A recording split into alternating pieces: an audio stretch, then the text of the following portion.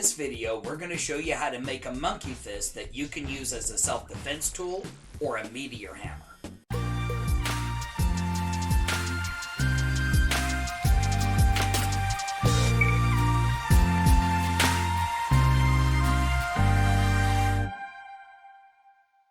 Normally, a Meteor Hammer or a monkey fist would be made with a heavy iron or brass ball. For this project, we're going to use a weighted tennis ball to make it safer for practice. The advantage of making your own rope dart is being able to customize it how you see fit. Here's an example of the very first rope dart that Jeremy made. He customized it so he could swap it out between either the Meteor Hammer or this training knife that he can use with a rope dart, but then not have a sharp knife that makes it dangerous. The first Meteor Hammer was just a rubber ball, and after playing with a much heavier knife, Jeremy came to the realization that the ball was too light. So he did a different experiment with a tennis ball. Here's the tennis ball from his previous Meteor Hammer. He cut it open and added some silicone and fishing weights. The fishing weights didn't quite stay in place when the silicone dried. That brings us to experiment number 3. For this version of the Meteor Hammer, we're going to use 2 tennis balls. One we recycled from the old Meteor Hammer. We're also going to use some rubber silicone, 180 grams of fishing weight, some masking tape, and a couple of cutting tools. First, Jeremy cuts the recycled tennis ball into little pieces to make filler. Now he's going to cut open the new ball. He'll start by making a hole, and then he's going to cut a line halfway through. Make sure you cut the line wide enough to easily fit the filler and weights. This time, to keep the fishing weights bundled together in the middle of the ball, he's going to bind them together with masking tape.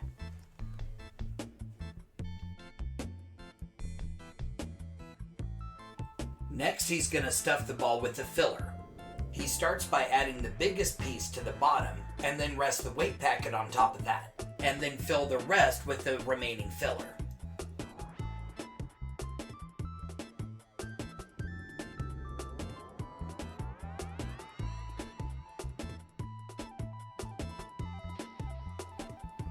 Now he'll fill the rest of the empty space with silicone. Really work it in to make sure there's no gaps left in the ball.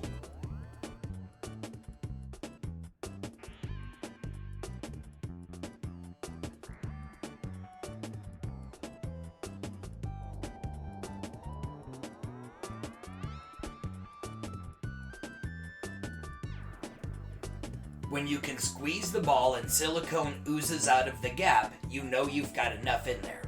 Make sure to clean off any excess silicone so there's none left on the outside. Finally, seal the ball shut with tape and set it aside until the silicone dries.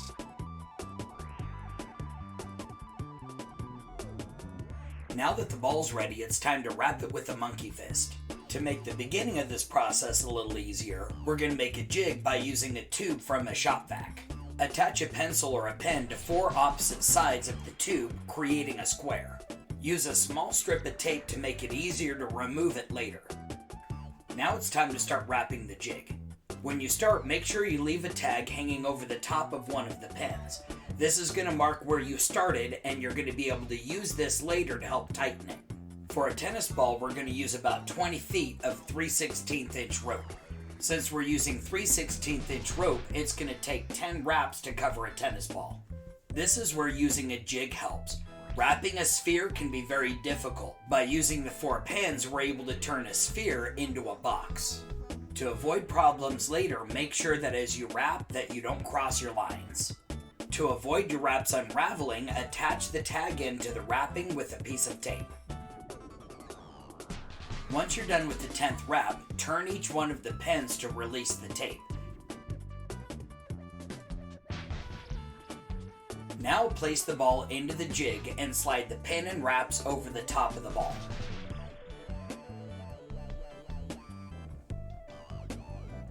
Here's the tag we left when we started. This is marking the pen that should be the end of our 10th wrap. When the 10th wrap is finished, pass the working end through the space next to the pen.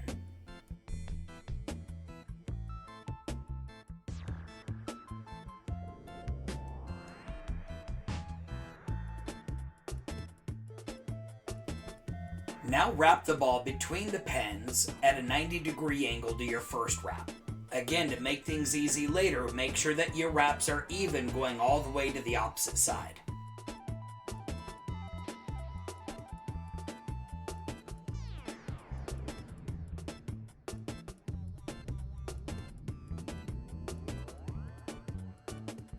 Once the 10th wrap is finished, go back to the beginning and snug up all the wraps and ensure that none of them are crossed.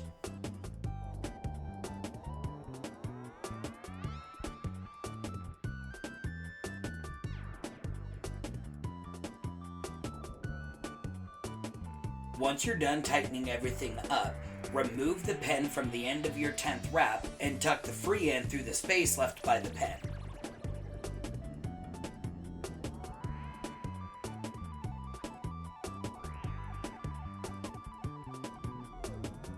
Now remove the opposite pen and pass the working end up through the space.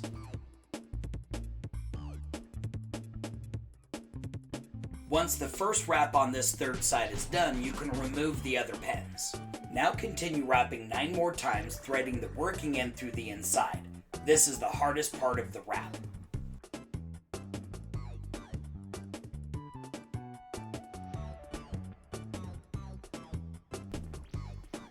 To make this process easier, you can use a crochet hook to help open up the space that you're threading the working end through. You can also use the crochet hook the way it's intended to help pull the working end through the space. If the working end starts to fray, wrap it with a piece of tape to make it like a shoelace end. Now it's time to tighten the monkey fist. Find the tag that started the first wrap and follow it to the end of its 10th wrap. This is where we're going to start tightening it from. Pull one course at a time, starting from the 10th wrap and working back towards the tag. If you're having a hard time figuring out which side to pull, simply tug on the line you're working on and it will move the line that you're looking for. As you're tightening the wraps, this is a good time to fix any cross lines you might have had.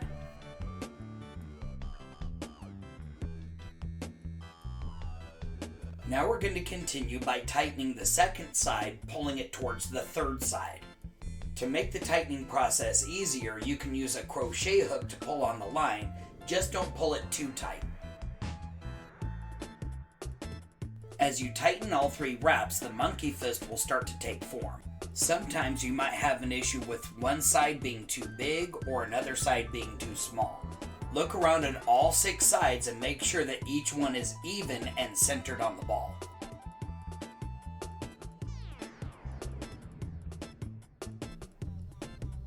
This is what the monkey fist should look like when you're done.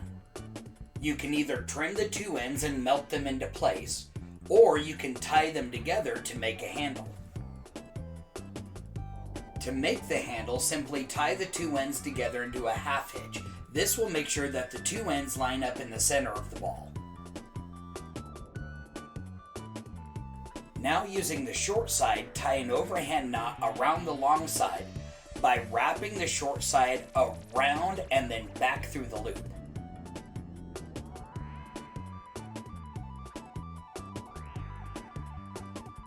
The long side should be able to pass freely through the knot.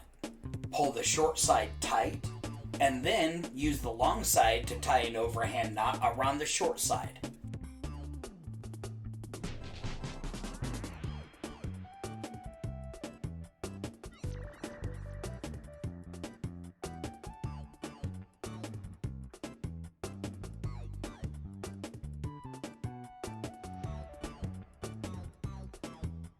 From here you can cut off any excess line that you don't need. By pulling the 2 knots together, you make one large knot that can keep the monkey fist from sliding from your hand while you swing it.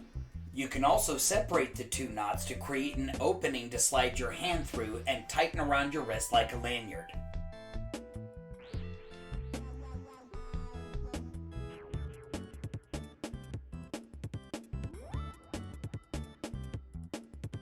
With a lanyard of this length, you can use the monkey fist very much like a pair of nunchucks.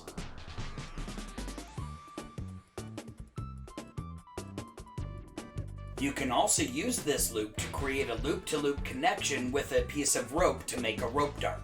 Simply pass the loop of the monkey fist through the loop of your rope, and then pass the monkey fist back through its own loop, pull it tight, and you have it connected. As with any skill, it takes practice and proper training to get good at it, so make sure you look for a good school in your area. If you're in Southern Oregon, contact us for our locations and times. Thanks for watching our video. If you enjoyed it, like it, and make sure to share that with a friend. Click the subscribe button and then hit that notification bell so you can catch our next exciting video.